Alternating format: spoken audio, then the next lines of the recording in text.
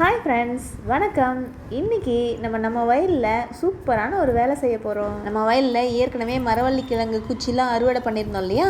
அந்த வயலில் உழவுலாம் ஓட்டி அடுத்த வெள்ளாமைக்கு ரெடி பண்ணி வச்சுருந்தோம். இன்றைக்கி இந்த வயலில் டியூப்லாம் இழுத்து விட்டு தண்ணி விட்டு குச்சி நறுக்கி குச்சி நட போகிறோம். மரவள்ளி கிழங்கு குச்சி நட்டோம்னா எப்போவுமே ஒரு வருஷம் கழிச்சு தான் அறுவடை பண்ண முடியும். அதனால குச்சி நடுற அன்னைக்கு வேலை கொஞ்சம் அதிகமாக இருக்கும். ஸோ குச்சி நடுற அன்னைக்கு என்னென்ன வேலையெல்லாம் செய்ய போகிறோன்னு ஜாலியாக செஞ்சுக்கிட்டே பார்க்கலாம். எல்லாம் அலைன்மெண்ட் இல்லாமல் இருக்குது. ஸோ அலைன்மெண்ட்டுக்காக இப்போ எல்லாம் ஸ்ட்ரைட் பண்ணிகிட்ருக்குறோம். ஒரு அலைன்மெண்ட்டுக்காக இந்த குச்சி வச்சுருக்கிறோம்.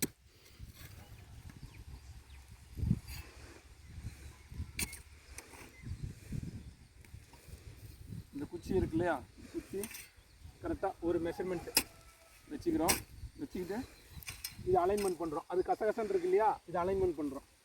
டியூப் அப்போ தான் குச்சி நடுறதுக்கு ஈவனாக இருக்கும். ஒரு இது இழுத்து போட்டு பண்ணுங்க. ஏதோ ஒரு படத்தில் வர மாதிரி எக்ஸசைஸ் பண்ணுற மாதிரியே இருக்குது.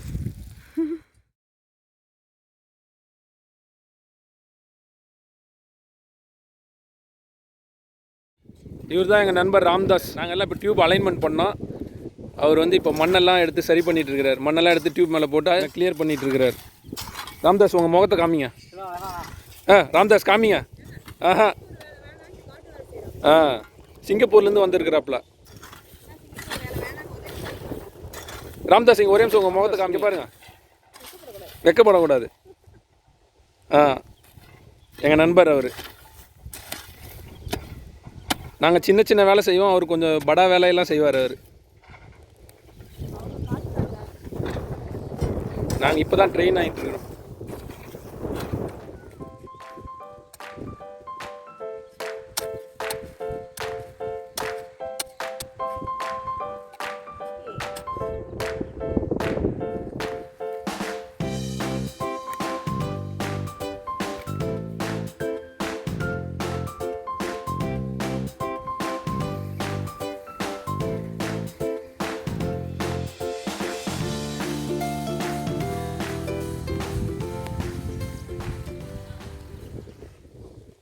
வயல் டியூபெல்லாம் சரி பண்ணியாச்சு. இப்போ அடுத்த வயல் டியூபை சரி பண்ணுறதுக்கு போயிட்டுருக்காங்க. நாமளும் கிட்ட போய் ஹெல்ப் பண்ணுவோம்.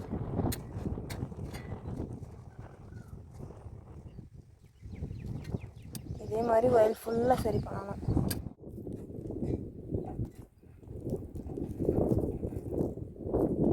ஒரு பக்கம் டியூப்லாம் நேர் பண்ணிவிட்டு மண்ணில் இழுத்துட்டு இருக்காங்க. இன்னொரு பக்கம் நடுறதுக்கு தேவையான குச்சிலாம் நறுக்கிட்டு இருக்காங்க.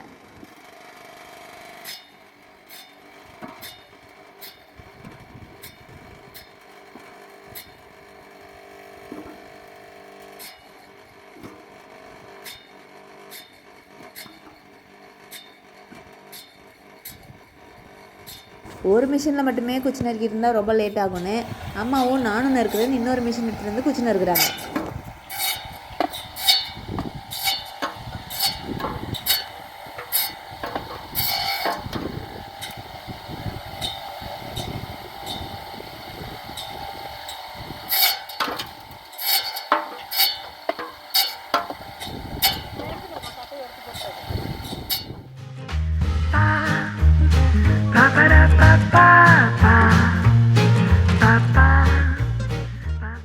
குச்சி நறுக்கி முடிக்கிறதுக்குள்ளே நறுக்கி வச்ச குச்சியெல்லாம் வாடி போயிருமேன்னு அந்த குச்சியெல்லாம் எடுத்துகிட்டு வந்து டேங்கில் கொட்டி அப்போ தண்ணி பிடிச்சி விட்டுட்ருக்காங்க.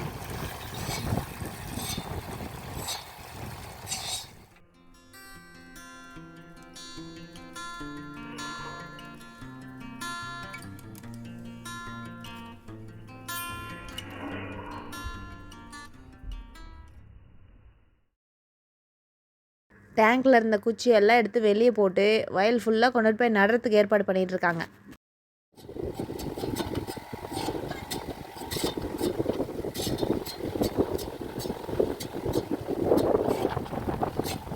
நறுக்கி வச்ச குச்சியெல்லாம் வயல் ஃபுல்லாக விளம்பிட்டு இருக்காங்க. அதாவது எந்த இடத்துல குச்சி நடணுமோ அந்த இடத்துல குச்சி ஒவ்வொரு குச்சி போட்டு விட்டு வந்துடுவாங்க.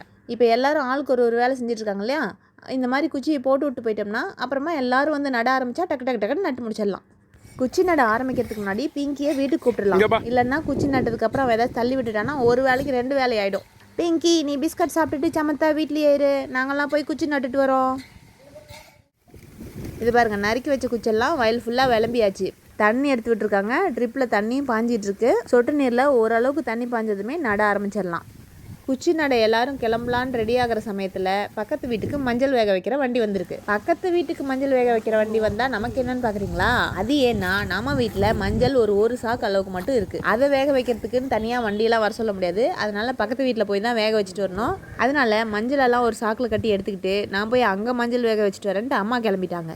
அதனால் என்ன, அம்மா அங்கே போய் மஞ்சள் வேக வைக்கிற வேலையை முடிச்சுட்டு வரட்டும். அதுக்குள்ளே நம்ம இங்கே குச்சி நட ஆரம்பிச்சிடலாம்.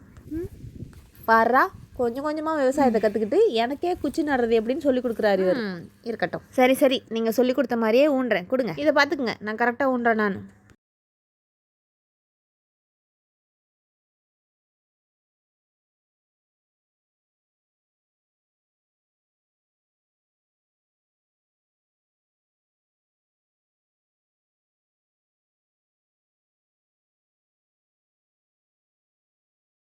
நறுக்கின குச்சியெல்லாம் வயல் ஃபுல்லாக விளம்பிட்டு எல்லோரும் சாப்பிட்டுட்டு வந்துட்டாங்க. இனிமேல் எல்லோரும் டக்கு டக்குன்னு குச்சி நட வேண்டியது தான்.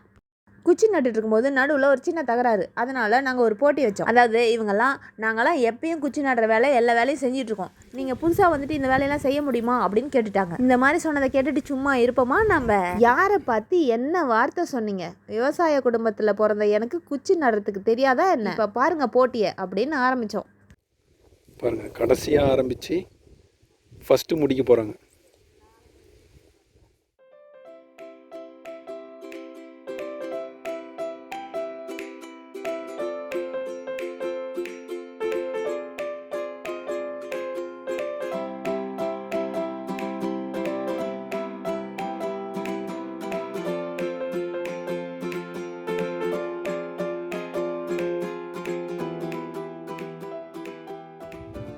என்னது எல்லாம் அங்கே வந்துக்கிட்டு இருக்கிறாங்க.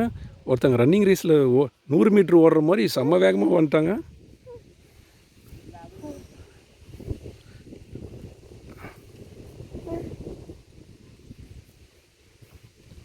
ஃபஸ்ட்டு வந்தாச்சு பாருங்கள். 4 பேர் போட்டி போட்டாங்க. இன்னும் அவங்க 3 பேர் இன்னும் அங்கே தான் வந்துக்கிட்டு இருக்கிறாங்க. அதுக்குள்ளே இங்கே ஒருத்தர் முடிச்சிட்டாங்க இந்த லைனை வந்து. அவ்வளோ வேகம், சும்மா டர்ரு கிளப்புறாங்க. அவங்க என்ன எப்போ வந்து சேர்றது?